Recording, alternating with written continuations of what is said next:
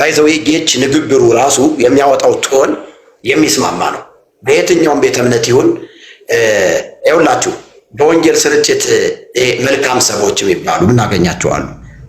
እና እኔ አንድ ጊዜ መልካም ሰዎችን ፍለጋ የሚል ትራክት አሳትሜ ነበር እና ያ ትራክት ደግሞ አልታተመም። መልካም ሰዎችን ፍለጋ ባይዘው ወደ ኢየሱስ የሚመጡት መልካም ሰዎች ናቸው። ጠማማ ሰዎች ወደ ኢየሱስ አይመጡም።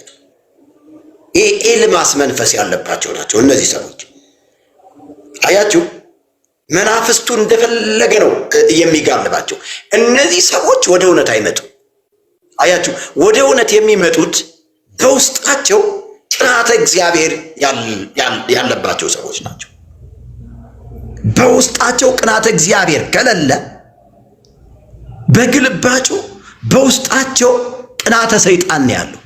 አያችሁ እነዚህ ሰዎች ወደ እውነት ሊመጡ አይችሉም። ዛሬ ሁላችሁ ይህንን ሁሉ በደንብ አድርገን አፈራርሰን የሚገነባውን ነገር ደግሞ እንገነባዋለን፣ የሚተከለውን እንተክለዋለን፣ የሚቆረጠውን ደግሞ እንቆርጠዋለን። ሃሌሉያ። እኛ አናመቻመችም። እውነት አርነት ያወጣል። እውነት ተናገሩና ዋጋ ክፈሉ። ምንም ችግር የለም። እኛ ከማንም ጋር ሰዎችን እንወዳለን። ጌታ ይወድ እግዚአብሔር ዓለሙን ሁሉ እንዲሁ ወዷል ነው የሚለው። እንዲሁ አንተ ስላደረግከው በጎነት አይደለም፣ አንቺ ስለሰራሽው ስራ አይደለም። እግዚአብሔር ዓለሙን እንዲሁ ወዷል ማለት አየህ፣ ዓለም በልጁ በኢየሱስ ክርስቶስ በኩል እንዲድን እድልን ከፍቷል ማለት ነው። በርን ከፍቷል ማለት ነው። ስለዚህ በልጁ በኢየሱስ ክርስቶስ የሚያምን ነው የዘላለም ድነትን የሚያገኘው። እግዚአብሔር ዓለሙን እንዲሁ ወዷል ማለት በኢየሱስ ክርስቶስ የማያምነውን ይቀበለዋል ማለት አይደለም።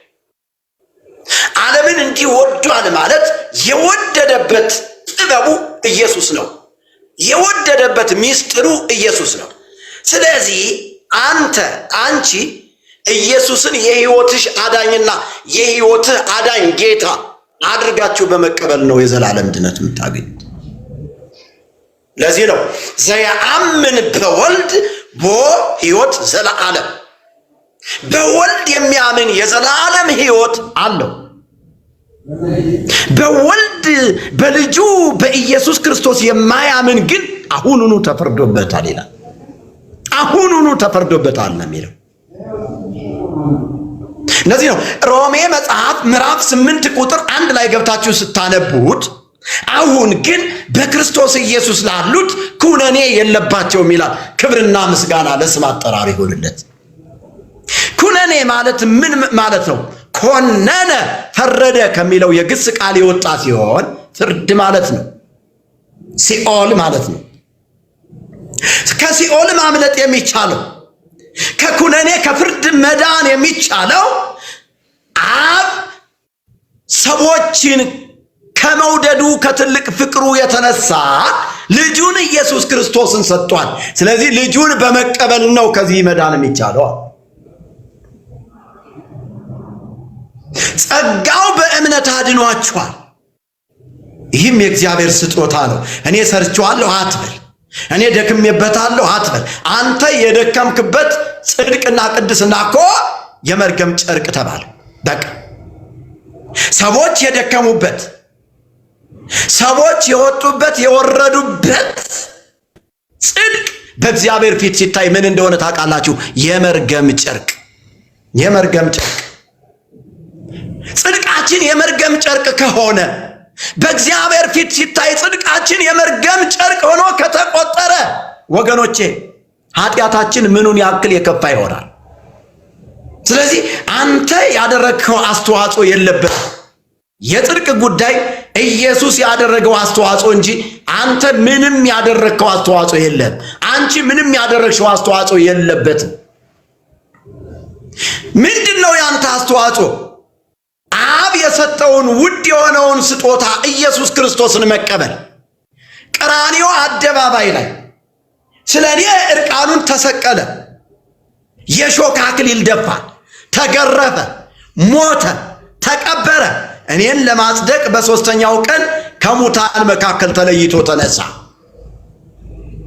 አሁን ስለኔ ሊታይ በእግዚአብሔር ቀኝ ተቀመጠ። እንደገናም ሊወስደኝ በክብር ተመልሶ ይመጣል። ይሄን ማመን በቂ ነው። ጸጋው ያድንሃል። በምን? በእምነት። አየው ጳውሎስ ይሄን ነው ያለው። ጸጋው በእምነት፣ ይህም የእግዚአብሔር ስጦታ እንጂ ከናንተ አይደለም፣ ማንም እንዳይመካ ከስራ አይደለም። አቡዬን ዘክሬ ተክልዬን ዘክሬ ወላዲት አምላክ የጭንቃ አማላጅቱ ብዬ ዘክሬ ምጽዋት መጹቼ። ኧረ ተው ተው ተው ተው ተው ተው ተው ተው ተው። በጉቦ መንግስተ ሰማያት ልትገባ ነው እንዴ? በጉቦ መንግስተ ሰማያት አይገባም። የመግቢያ መንገዱ አንድ ነው፣ እርሱም ኢየሱስ ነው። ራሱ በመዋዕለ ሥጋዌው ባስተማረበት ወቅት በዮሐንስ ወንጌል ምዕራፍ 14 ቁጥር 6 ላይ እንደዚህ ብሎ ተናገረ። አነ ውእቱ ፍኖተ ጽድቅ ወሕይወት ወአልቦ ዘይመጽእ ኀበ አብ ዘእንበለ እንተ ኀቤየ። እንተርጉማት ቦበዝ። እኔ እውነትና ሕይወት መንገድም ነኝ፣ በእኔም በቀር ወደ አብ የሚመጣ የለም፣ በእኔም በቀር ወደ አብ የሚገባ የለም። በአራት ነጥብ ድርግም አደረገው። በእኔ በቀር ወደ አብ የሚገባ የለም። መግቢያ በሩ እኔ ነኝ። ሌባው ሊሰርቅ ሊያርድ ሊያጠፋ እንጂ ስለሌላ አይመጣም። እኔ ግን ሕይወት እንዲሆንላችሁ እንዲበዛላችሁ መጣሁ። እኔ እያለ ነው እየተናገረ ያለው። እኔ እያለ ነው እየተናገረ ያለው። እነ ጴጥሮስ መጡና እኔ ብሎ የተናገረውን በሐዋርያት ሥራ መጽሐፍ ምዕራፍ 4 ቁጥር 12 ላይ አጸኑት። ምን ብለው? ወአልቦ ካልእ ሕይወት ወአልቦ ካልእ ስም በታሕተ ሰማይ ዘይትወሃብ ለወልደ እጓለ እመሕያው በዘይሃዩ። ኧረ ክብርና ምስጋና ለስሙ ይሁን። መዳንም በሌላ በማንም የለም፣ በተክልዬም የለም፣ በአቡዬም የለም፣ በአርሴማም የለም። ይሄ ነው መልሱ። ያቅለሸለሽህም እየመረረህም ቢሆን ዋጠው። ይሄ ነው እውነቱ። መዳን በሌላ በማንም የለም ማለት በአርሴማም በማርያምም በተክልዬም በአቡዬም በገብርኤልም በሚካኤልም የለም እያለህ ነው። አትሰማም እንዴ? ጭንቅላትህን አሰራው እንጂ ማይንድህን አሰራው እንጂ የለም አለ ጴጥሮስ። እንድንበት ዘንድ የሚገባን ለሰዎች ሁሉ የተሰጠ ስም ከሰማይ በታች ሌላ የለም አለ። ኧረ ክብርና ምስጋና ለስሙ ይሁን። ዋጋ ለምን ትከፍላለህ? ኢየሱስ ዋጋ የከፈለበትን እውነት አንተ ለምን ታደበዝዘዋል? አትችለውም። ገዳም ገብተህም አትችለውም። ተራራ ወጥተህም አትችለውም። ቁልቁለት ወርደህም አትችለውም። የመቃብር አፈር ጠጥተህም አትችለውም። ወንድሜ አትችለውም። ዝም ብለህ ወደ ኢየሱስ ና። መጽሐፍ ሲናገር እናንተ ሸክም የከበደባችሁ ሁሉ ወደ እኔ ኑ እኔም አሳርፋችኋለሁ። በወቅቱ እኮ ጺም ያላቸው እንደኔ እንደዚህ ካባ የለበሱ አሸንክታባቸውን ያስረዘሙ ብዙ ጸሐፍት ፈሪሳውያኖች ነበሩ እኮ።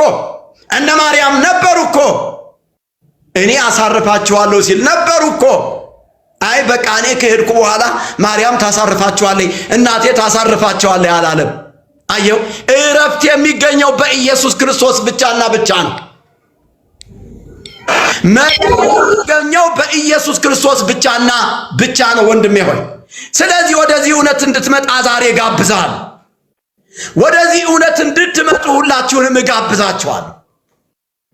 ይህ እውነት ነው አርነት የሚያወጣችሁ። ይህ እውነት ነው ወደ እግዚአብሔር መንግሥት እንድትገቡ የሚያደርጋችሁ። ሕጉ ሊመጣ ያለው የበጎ ነገር እውነተኛ አምሳል ሳይሆን የነገር ጥላ አለውና፣ ስለዚህ በየዓመቱ ዘወትር በሚያቀርቡት በዚያ መስዋዕት የሚያቀርቡትን ሊያነጻ ከቶ አይችልም ማለት። ይህን የሚያቀርቡትን ራሱ ሊያነጻ ከቶ አይችልም። ጥላ በራሱ ሕይወትና አካል የለውም ወገኖቼ።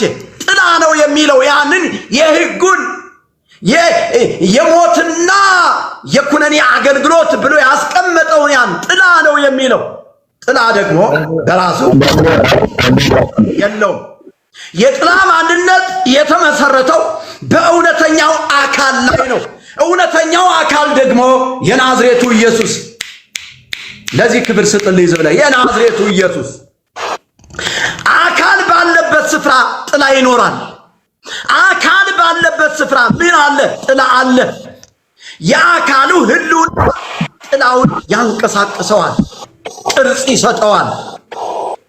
ጥላ አካሉ በሌለበት አካሉን ወክሎ የአካሉን ተግባር ሊያከናውን አይችልም። ስለዚህ አካሉ ለአንተ ተገለጠልህ። አየው፣ ይህ አካሉ ኢየሱስ ነው። ይህ ነው ለአንተ ዋጋ የከፈለልህ። ይህ ነው ለአንተ የሞተልህ። ነገር ግን ጥላውን አይተን እየመጣ ስላለው አካል ቅርጽና ይዘት መገመት ይቻላል፣ ማወቅ ይቻላል። የዕብራውያኑ ጸሐፊ ይህንን ነው የሚለው። ሕጉ ሊመጣ ያለው የበጎ ነገር እውነተኛ አምሳል አይደለም ብሎ ይጀምራል። ምንድን ነው እውነተኛ አምሳል የሚለው? ሙሴ በተራራው ላይ የተገለጠለትን መለኮታዊ ምስጢርን ለማለት ነው እየተናገረ ያለው። ሙሴ የተቀበለው ሕግ ሰዎች የዘላለም ሕይወትን እንዲያገኙ የተሰጠ እውነተኛ አምሳል አይደለም። እውነተኛ አምሳል ቢሆን ኖሮ በየዓመቱ በሚቀርቡት የእንስሳት መስዋዕቶችና ምድራዊ የአምልኮ ስርዓቶች እስራኤላውያንን የነፍስ እረፍት አግኝተው የእግዚአብሔርን መንግሥት መውረስ ይችሉ ነበረ። በተጨማሪም በየዓመቱ በተደጋጋሚ የተለያዩ መስዋዕትን ማቅረብ አያስፈልጋቸውም ነበር። ነገር ግን ሕጉ ሙሴ ለተገለጸለት ሰማያዊ ሐሳብ መፈጸሚያ የማምጫ ምልክት ወይም ደግሞ ጥላ እንደነበረ ያሳያል ማለት ነው። ወገኖች ሆይ ጥላ ባለበት ስፍራ ሁሉ በቅርብ ርቀት እውነተኛውን አካል ያሳያል።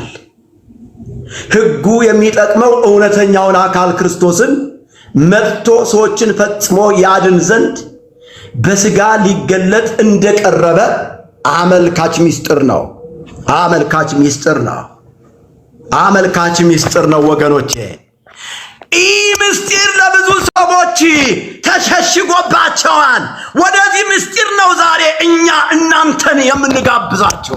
አረ ክብርና ምስጋና ለእግዚአብሔር ለአምላካችን